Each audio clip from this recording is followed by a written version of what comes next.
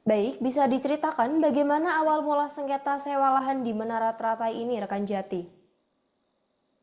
Baik, teman-teman Tribuners, dapat saya sampaikan bahwa memang polemik terkait dengan sengketa sewa lahan yang berada di kompleks Menara Teratai Purwokerto ini tengah menjadi sorotan karena memang kompleks tersebut ini adalah menjadi kompleks yang memang strategis untuk pelaku UMKM ketika dalam masa-masa ramai banyak sekali warga yang memang berkunjung ke Menara Teratai. Namun ada permasalahan yang secara hukum sedang menjadi permasalahannya adalah terkait dengan legalitas dan juga proses perizinan yang diberikan kepada pelaku UMKM yang menyewa lahan yang berada di sekitar parkir dari Komplek Menara Teratai Purwokerto. Berita pertama yang mencuat pada saat itu adalah adanya dugaan pelaporan dari seorang bernama Jaka yang merupakan pelaku penyewa kompleks di Menara Teratai Purwokerto bahwa dia merasa bahwa pemerintah Kabupaten Banyumas tidak memberikan kepastian hukum terkait perpanjangan sewa yang telah dia lakukan selama 1 tahun. Karena selama 1 tahun itu dia menyewa lahan yang berada di kompleks Menara Teratai Purwokerto. Namun ketika sudah mencapai batas akhir sewa itu 1 tahun waktu penyewaan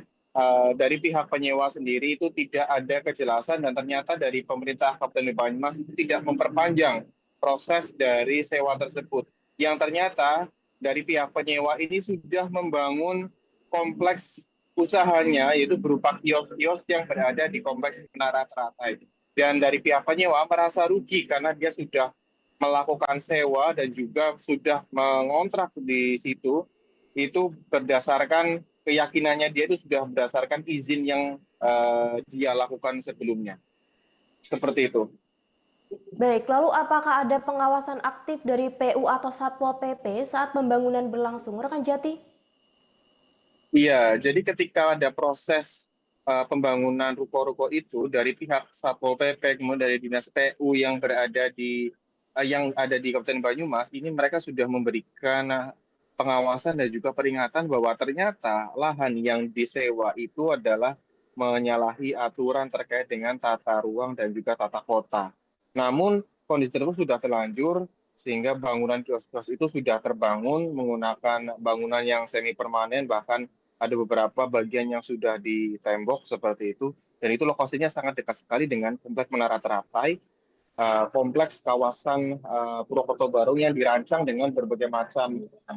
desain ya yang akan dirancang ke depan. Namun dengan adanya bangunan itu diduga itu menyalahi aturan terkait dengan pembangunan wilayah tata kota dan juga pelaku usaha UMKM yang berada di sekitar kawasan tersebut. Baik, lalu langkah hukum apa yang sudah dilakukan penyewa terhadap sengketa tersebut, rekan Jati?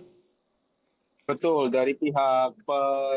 apa namanya penyewa sendiri itu sudah melayangkan gugatan ke Pengadilan Negeri Purwokerto untuk menuntut ganti rugi senilai 3 miliar atas usaha yang telah dia bangun di Komplek Menara Teratai, kemudian dilaporkan ke Pengadilan Negeri Purwokerto itu kemarin dan itu menggugat pemerintah Kabupaten Banyumas melalui Badan Layanan Usaha Daerah BLUD Pariwisata Menara Teratai Purwokerto karena ada dugaan menyalahi aturan hukum dan juga eh, pemerintah Kabupaten Banyumas diduga melakukan maladministrasi di awal karena membiarkan proses perizinan lahan kawasan Menara Teratai ini disewakan padahal itu tidak diperuntukkan untuk bangunan